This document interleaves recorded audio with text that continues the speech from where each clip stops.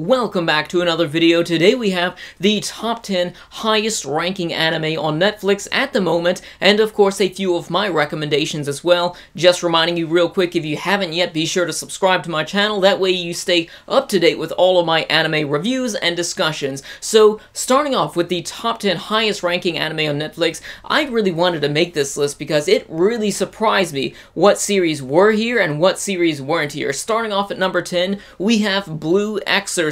I enjoyed the story of Blue Exorcist for its characters and its setting overall. There were some pretty cool fights there too, but overall I felt that the ending left a bit more to be desired with the series. Some people continue on with the manga from there, but Blue Exorcist is definitely a series that a lot of people have been enjoying. Next at number 9, we have a series that I'm pretty surprised to see on this list, that is Samurai Flamenco. I reviewed this a while back. Of course, like with all of the titles here that I'll mention, if I have a review for it, it's going to be in the description section below, but Samurai Flamenco really took me back and made me revisit a lot of the nostalgia that I had growing up watching some of these Sentai shows, namely Power Rangers. That's the one that people are most familiar with, but basically Samurai Flamenco is about this hardcore Sentai otaku who collects all of the memorabilia of all of his favorite Sentai shows, and he dresses up like he's one of these heroes and goes out on the streets and he's stopping people for doing really stupid stuff like putting their trash out on Sunday night instead of Monday morning, stuff like that.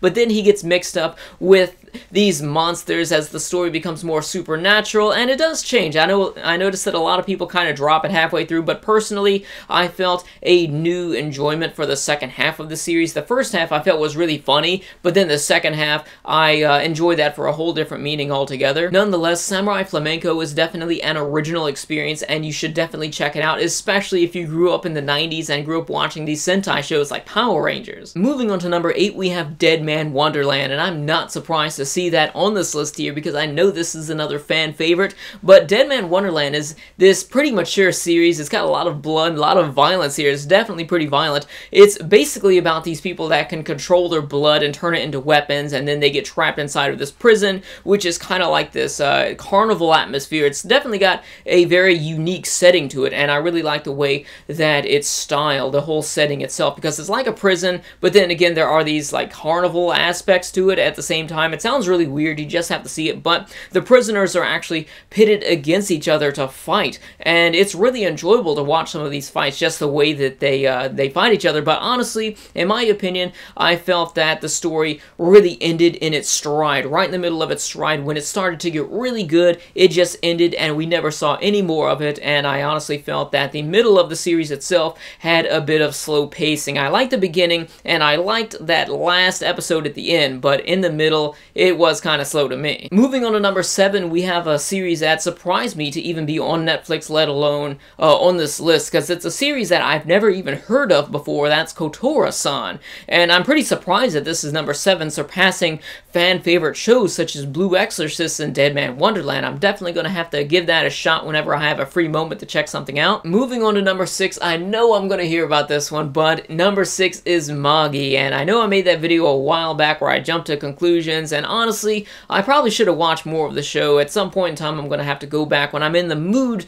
to watch a shonen series or a battle shonen series and get back into that and start over and just rewatch it from there. I had watched about 12 episodes of it. It wasn't really to my taste, but from what I had seen of Magi, I really enjoyed the atmosphere of it. The characters are pretty funny too. I like the art style as well. It's very beautiful, and if you're into a shonen battle series and you're looking for something new to watch, then definitely check out Magi if you haven't seen it yet, which I'm pretty sure everybody has by now because it is pretty popular. And next at number 5, we have another series that I'm even surprised to see on this list, surpassing everything else. That is My Little Monster. Again, I've never seen this, but seeing as how it's on the top 10 list like this above everything else that I've already mentioned, I'm definitely going to have to check that one out. Let me know in the comments section below if you've seen it and if it's any good. Next at number 4, we have Ghost in the Shell Arise, which is a series that I cannot wait to sink my teeth into. I've been waiting on finishing up my Ghost in the Shell rewatch, my standalone complex rewatch, so that I can work on my review of that and then move forward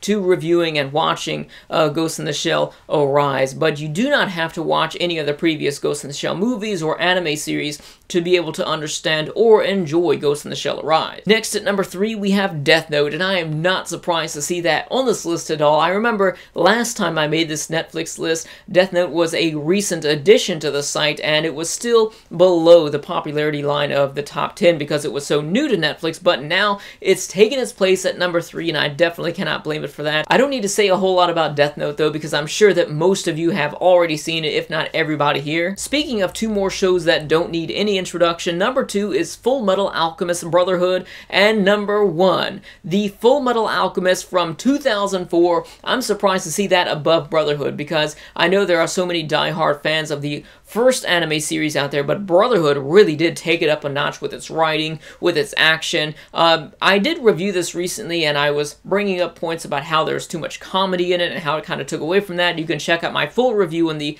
description section below, but still, they are both amazing series. If you haven't seen either one of them, check it out. So moving on to the 5 anime that I would recommend from Netflix, and of course, there are plenty more than 5 that are great anime on there that I would like to recommend, but just sticking to 5 for this, we have Devil is a Part-Time Rapper. That was a hilarious series that I really enjoyed. It surpassed the comedy cultural barrier, and it's something that I think anybody could watch, even if you're not an anime fan. It's that enjoyable. We also have Yamada's First Time, which is kind of this comedy series about this girl. She's trying to get laid, and she completely messes up. It's really interesting to watch this because in anime we always see the boy. He's trying to hook up with a girl, but he's too shy and he's too clumsy and everything happens wrong. And it pretty much is the same thing, but the script is flipped for a female, and it's really enjoyable to watch. Do I even need to talk about this? Next is Welcome to the NHK. I'm surprised to even see this on the list because last time it was either number 1 or number 2 on the list, and now it's not even on the list at all. But NHK is a series that definitely means a whole lot to me, and it's something that was a very powerful inspiration in my life. However, it's something that not everybody can understand, so I can kind of understand how people didn't get the series. Next, we have Samurai Champloo. I probably don't need to say a whole lot about this either because it is pretty popular, and I'm really surprised that this isn't on the list because Champloo is a definite fan favorite, even more so than plenty of the series that are up there. There's got to be something wrong with the rating system here because Samurai Champloo, I'm surprised that it's not up there. But anyways, it's a period piece about 2 samurai and a woman. They're going on this journey to help her out because they're indebted to her, and I really like the way that these 2 samurai play off of each other because you have the very traditional character of Jin, and then you have the very unorthodox, wild beast of a character as Mugen, and they really play off of each other very well. They get into a lot of fights and arguments with each other, and it's just great to see this trio at work. And lastly, I would like to recommend Gurren Lagann. I probably don't even need to recommend this. Hopefully everybody out there has seen it, but I still get some questions from time to time, people saying, should I watch Gurren Lagann? Is it worth it to watch Gurren Lagann? Yes, it is such an exciting series.